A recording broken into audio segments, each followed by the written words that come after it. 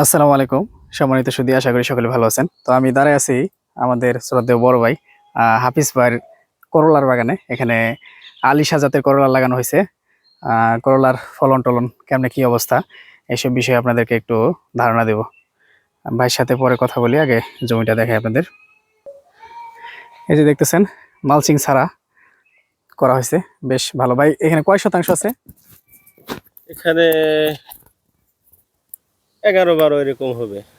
11-12% না? হ্যাঁ, মোট কতগুলো গাছ লাগাইছেন এখানে? গাছ 200-র উপরে, 200 200-র প্লাস উপরে? আছে।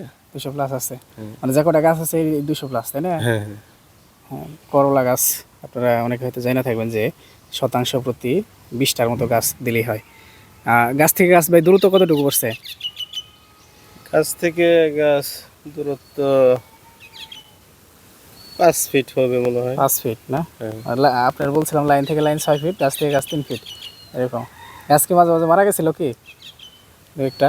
গাছ ইনশাল্লাহ খুবই কম মারা গেছে। ও, 2-4টা এইভাবে লাইন, তাই না? এইভাবে লাইন, এভাবে লম্বা। এই যে এইভাবে হইতেছে দূরত্ব কম হয়েছে, আর এইভাবে হয়েছে মাঝখানে দূরত্ব এখানে বেশি হয়েছে যেখানে। হ্যাঁ, আচ্ছা, ঠিক আছে। এটা এটা হচ্ছে আলিশা জাতের করলা। দর্শক আমি দেখাই আপনাদের যে কত সুন্দর ধরছে। এই যে মাশাল্লাহ, অনেক সুন্দর।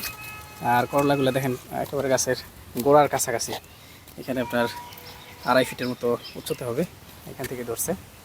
আপনার এই গাছগুলা যদি আপনার মালচিং পেপারে লাগাইতো তাহলে হচ্ছে আরও সুন্দর হইতো, আরও সুন্দর হইতো। করলা ফলের সাইজ বড় হইতো, আর হচ্ছে আপনার গাছ রোগ বালাই কম হইতো। তো ভাইকে আমি বলছিলাম যে ভাই ই করেন, মালচিং টালচিং দিয়া করেন। তো ভাই আসলে প্রথমবার করছে। ভাই বললো যে মালচিং দিয়া করবো না, আপাতত করি, তারপরে হচ্ছে মালচিং দিয়া করবো না। তো এখন আবার ভাইয়ের ধারণা পাল্টে গেছে। ভাই এখন মনে করে যে মালচিং দিয়া করলে ভালো হইতো। দেখেন এই যে গাছ, এখান থেকে করলা কতগুলা, 1টা 2টা 3টা, এই 4টা 5টা 6টা 7টা 8টা 9টা 10টা 11টা, এই যে এদিকে 12 13 14 15 16 17 18, মানে প্রত্যেক গিটে গিটে পাতার গোড়ায় গোড়ায় এর ফল ধরছে, প্রচুর পরিমাণে ফল আছে। তো আশা করতেছি এটা একটা ভালো প্রজেক্ট হবে ইনশাল্লাহ। মালচিং দেওয়া করলে আরও বেশি ভালো হতো। তো যাই হোক, হাফিজ ভাইয়ের সাথে আমরা একটু কথা বলি। আসসালামু আলাইকুম ভাই। ওয়ালাইকুম আসসালাম ওয়া রাহমাতুল্লাহি ওয়া বারাকাতুহু। কথা আগে শুরু হয়ে গেছে। এই যে করলা যে চাষ করছেন, হ্যাঁ, একটু এদিকে দাঁড়ান, একটু করলাগুলো দেখা যাবে, আর একটু পিছিয়ে এদিকে।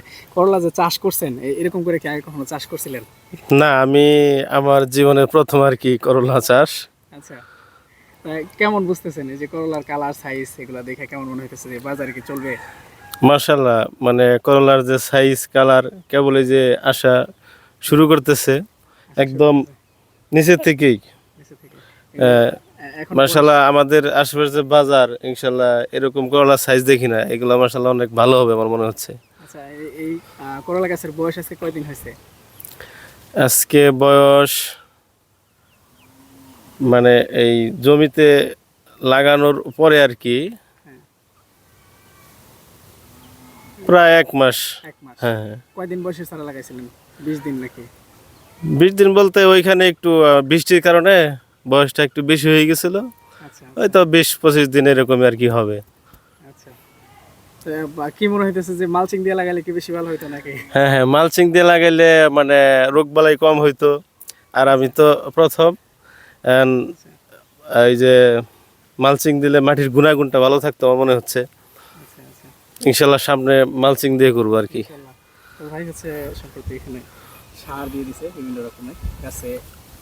মানে মালচিং ছাড়া করলে দেখা যায় যে আস্তে আস্তে খাবার দিতে হয়, একবারে খাবার দিলে খাবার নষ্ট হয়, আর একবারে খাবার দিলে এখানে ঘাস হয়ে যাবে, আরও বিভিন্ন কারণ আছে। আবার কিছু সার দিতে ভুলও করছিল, মিস আন্ডারস্ট্যান্ডিং বা হচ্ছে মিস ইনফরমেশন। একজন আমাকে বলছিল যে অনুখাদ্য না দিতে, তো অনুখাদ্যগুলো না দেওয়াতে এখন একসাথে যখন গাছের খাবারের প্রয়োজন হয়েছে বা কিছু খাবারের অভাবজনিত সমস্যা ইফেক্ট দেখা যাইতেছে, তখন একসাথে বেশি পরিমাণে খাবারও দেওয়া যাইতেছে না। অন্তত অনুখাদ্যটা একসাথে দিয়ে দিলে সেটা ভালো হতো। বাকি যে অন্যান্য সার আছে যেগুলো, ওগুলা কম দিয়ে এই যে দেখতেছেন গাছগুলো বেশ সুন্দর। মাইক্রোফোন বাইরের কাছে না, জি। মাইক্রোফোন বাইরের কাছে, আমি দূর থেকে কথা বলতেছি, আসলে জানি না যে সাউন্ড কোয়ালিটি কেমন আসতেছে। তো অনেক সুন্দর, আশা করতেছি ভাই অনেক অনেক ভালো একটা প্রজেক্ট করতে পারবে শেষ পর্যন্ত। তো আমি এখানে জমির শেষ প্রান্তে এসে আপনাদের জমিটা আরও ভালো করে দেখাই দিতেছি। এই যে দেখেন, এখানে 10-12 শতাংশের মতো একটা জায়গা। তো করলার বাজার এখন কিন্তু অত্যন্ত ভালো, আপনার 70-80 টাকা কেজি পাইকারি।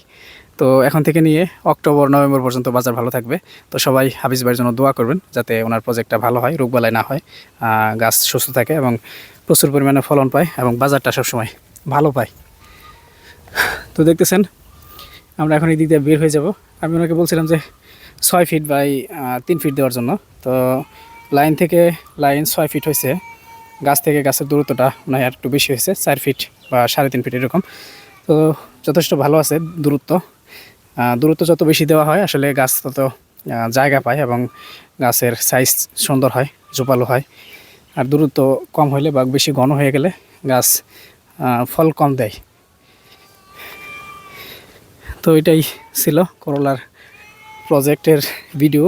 এটা নিয়ে আবার পরের একটা আপডেট দিব, যখন আবার বেশি ফলন হবে তখন, যে কী অবস্থা কেমন হইতেছে। ভালো থাকুন সকলে, আসসালামু আলাইকুম, আল্লাহ হাফেজ।